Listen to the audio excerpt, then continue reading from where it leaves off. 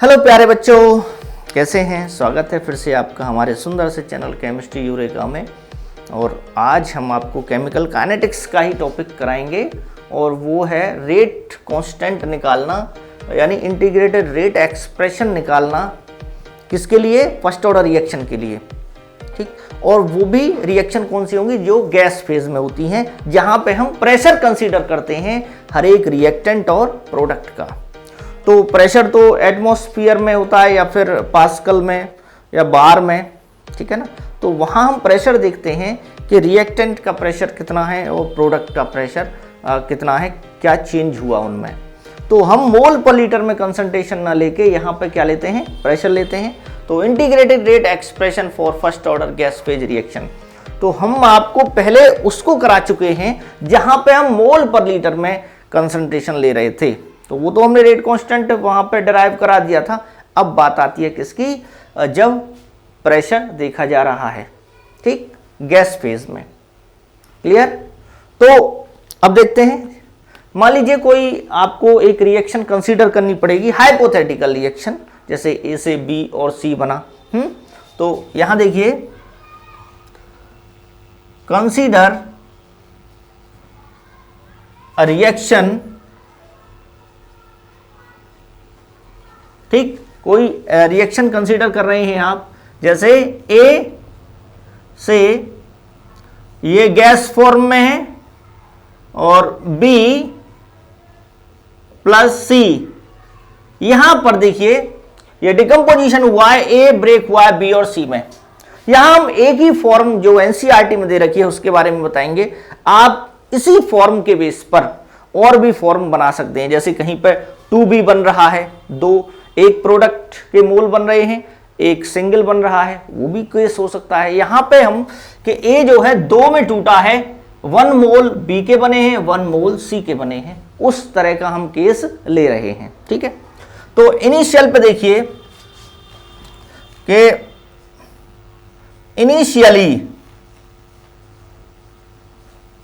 Initially इसका जो pressure है वो हम मान रहे हैं यहां P0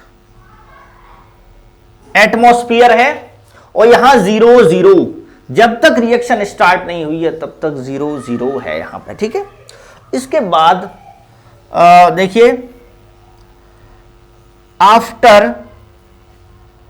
after time T time के बाद, टी टाइम वो चाय वाला नहीं, ये टी टाइम नहीं, ये टी कोई समय है, जैसे 2 मिनट दे दी, 4 मिनट दे दी, वो है।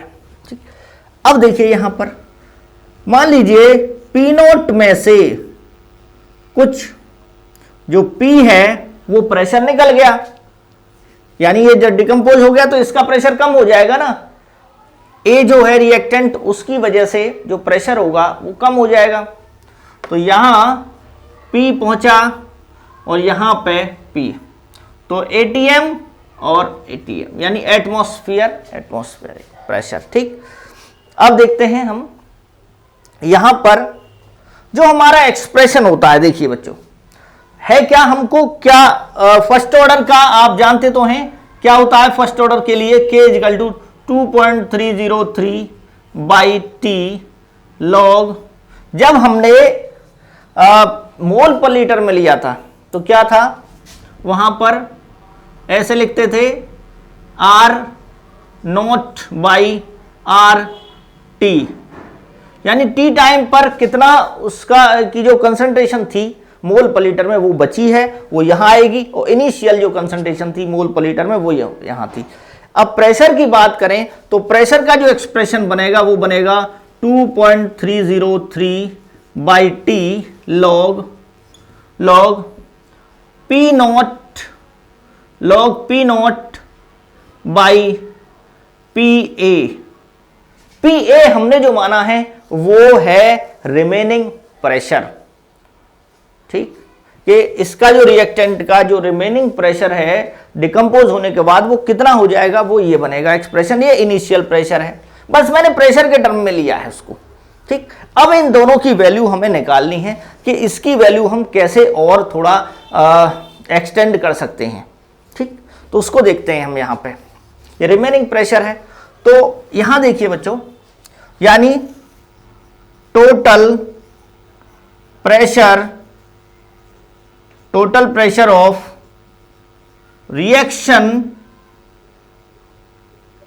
Mixture, total pressure of reaction mixture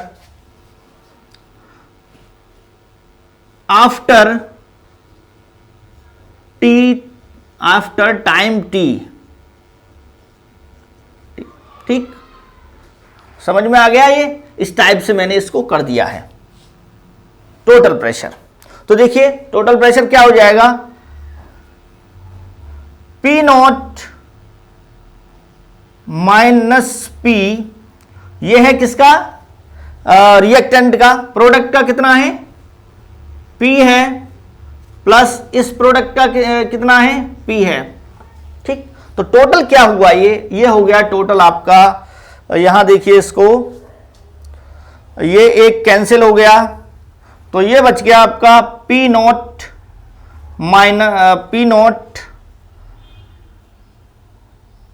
plus P not plus P हो गया। और यहां पर टोटल प्रेशर जो मान रहे हैं आफ्टर टाइम टी, वो हम ले रहे हैं इसको पीटी, यानी टोटल जो प्रेशर है वो पीटी मान के चल रहे हैं हम, यानी ये प्रेशर, ये प्रेशर, ये प्रेशर। तो टोटल जो रिएक्शन मिक्सचर में जो प्रेशर है रिएक्टेंट का प्रोडक्ट का मिला के टी टाइम के बाद, हाँ, तो वहां पर उसको हम पीटी मान रहे हैं, यानी टोटल प्रेशर। पीटी जो है वो क्या है, टोटल प्रेशर। तो P not minus P plus P, तो ये कैंसिल हो गए, पी नॉट प्लस पी हो गया यहां पर। ठीक है, अब देखिए आगे, तो अब P जो है वो क्या हो जाएगा, P is equal to, P जो है वो क्या हो जाएगा, इसको आप P जो है वो हो जाएगा PT minus P note, PT minus P note. ये आपका एक, इसको मान लीजिए 1 यहां पे मैं दे रहा हूं। ठीक, अच्छा देखिए ये इसका रिमेनिंग प्रेशर है, रिमेनिंग प्रेशर है, तो इसको रिमेनिंग प्रेशर को मैंने यहां क्या माना है, PA माना है, तो इसको मैं कह सकता हूं यहां PA रिमेनिंग प्रेशर है। क्लियर? अब देखिए, अब ये जो वैल्यू है PA वो मुझे यहां पर रखनी है फर्स्ट ऑर्डर के लिए। तो क्या होगा कि यानी कि रिमेनिंग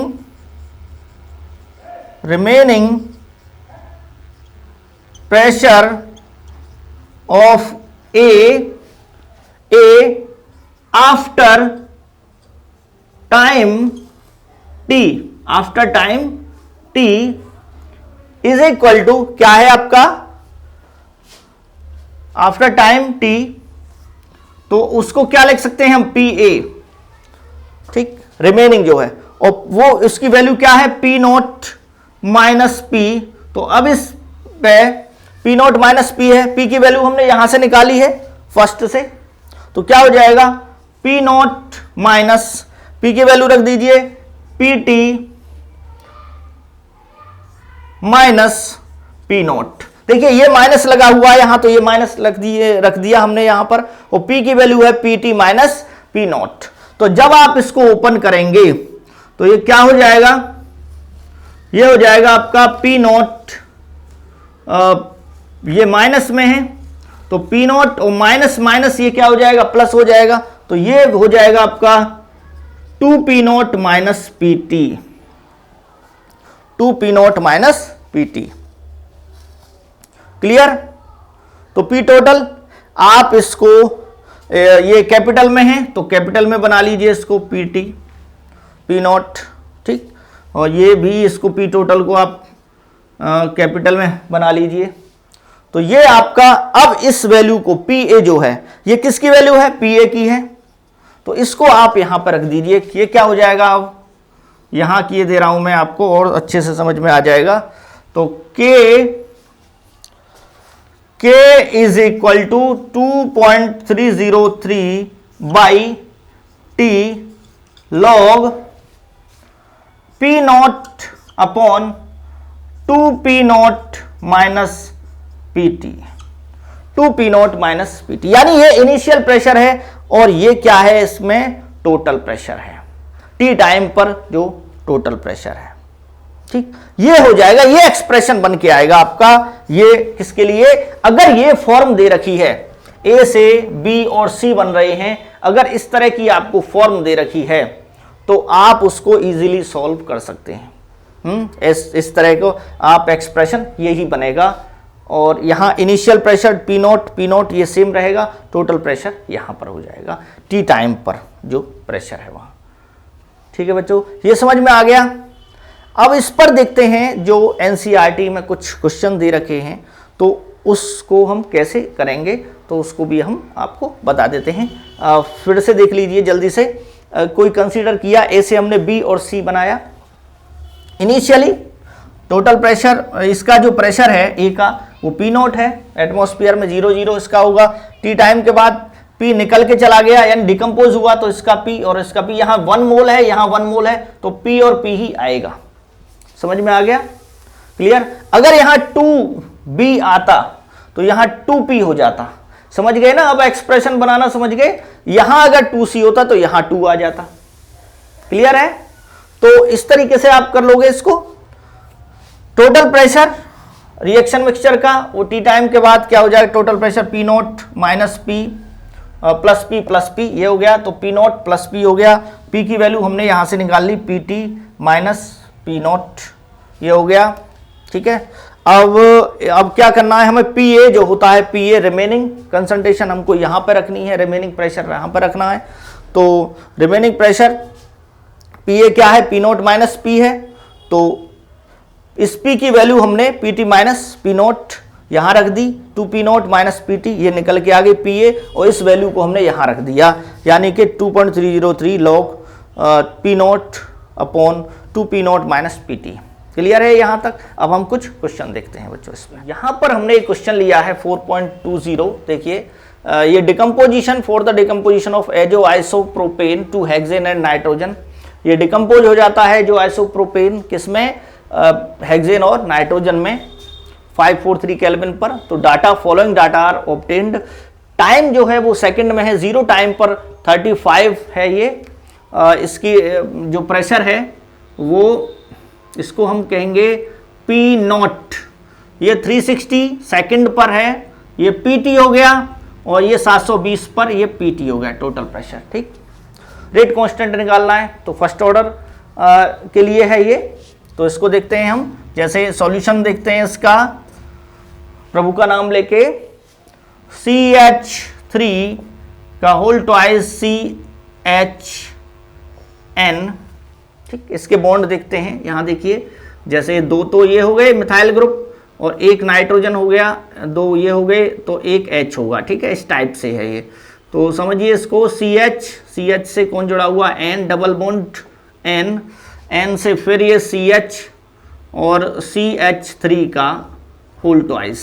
ठीक, ये है एजो आइसोप्रोपेन, एजो ग्रुप ये होता है, N डबल बॉन्ड N, ये टूटता है, ये गैस फॉर्म में है, प्रेशर है, तो ये किस में, N2 ये नाइट्रोजन हो गई, और प्लस C6H14 गैस में।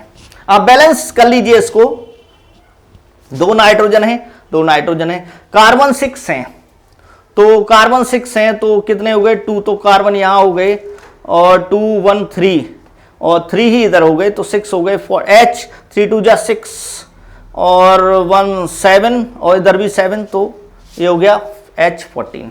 ठीक है, इस तरीके से ये यहां भी 1 मोल है और यहां भी 1 मोल है, तो वही फॉर्म आ गई, जो पहले जो फॉर्म थी हमारी वही आ गई, जिसमें के B और C बनाए थे हमने, है ना।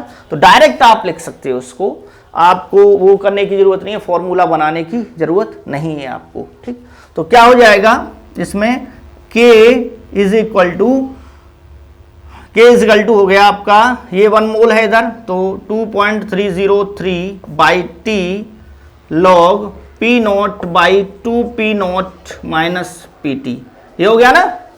अब इसमें फॉर्मूले में वैल्यू रख दीजिए, 2.303 बाई T, पहले कितना रखना चाह रहे हो, टाइम 360 है, यहाँ पर टाइम जो है, और लॉग पी नॉट कितना है, पी नॉट 35 है, 35 डिवाइडेड बाई 2 इंटू 35 माइनस 360 पे जो पीटी है वो कितना है 54। जब आप इसको सॉल्व करते हो तो कितना आएगा 2.303 बाई 360। अब देखिए यहां पर ये कितना हो गया 35 टू जा 70, 70 में से 54 माइनस हो रहे हैं तो 16 बचेंगे, तो ये यहां पे आ जाता है 35 डिवाइडेड बाई 16, और लॉग में आएगा, ये लॉग में है यहां पर। तो अब इसमें देखेंगे कि ये जो वैल्यू है 35/16 ये लगभग आती है आपकी यहाँ पर, ये हो जाएगा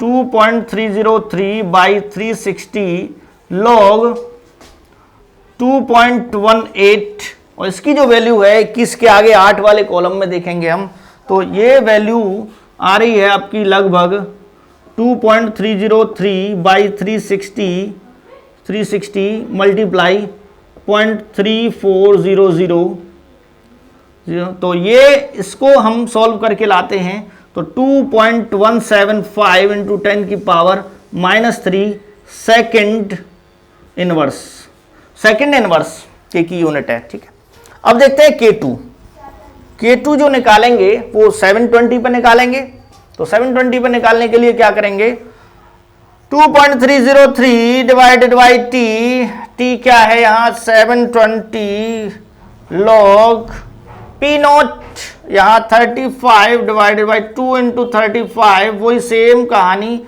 दोहराई जाएगी माइनस, और यहाँ है 63, 720 सेकंड पर क्या हो जाएगा ये 63 है पीटी।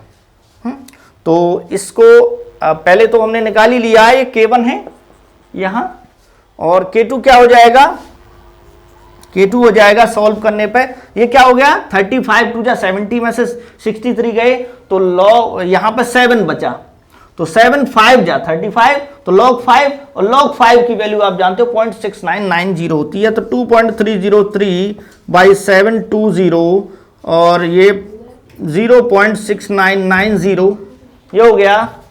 अब इसको जब सॉल्व करते हैं तो ये आता है 2.235 इंटू 10 की पावर -3 सेकेंड इनवर्स। अब हमको क्या निकालना है, अब निकालना है हमको K1 K2 का एवरेज निकालना है। तो एवरेज कैसे निकालेंगे, यानी कि K is equal to K1 plus K2, K1 ये है K2 ये है, और इनको ऐड करके मीन निकालते हैं, एवरेज निकालते हैं, तो 2 से डिवाइड कर देंगे, तो -3 सेकेंड ये तो सेम आएगा, ये तो कॉमन हो जाएगा, यानी 10 की पावर -3 सेकेंड इनवर्स ये तो सेम आएगा, और मल्टीप्लाई में ये हो जाएगा 2.175 प्लस 2.235 ये डिवाइड बाई 2 ये हो जाएगा, और इसका जो आता है वो समथिंग जैसे देख रहे हैं आप 2.1 और 2.2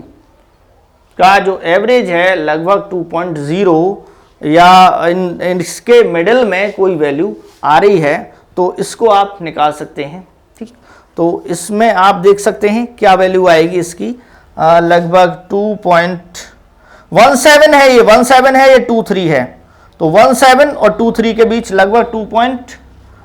ये आ जाएगा आपका 2.20 इंटू 10 की पावर -3 सेकेंड इनवर्स, ये वैल्यू आपकी आएगी, ये एवरेज रेट कांस्टेंट हो जाएगा इसका।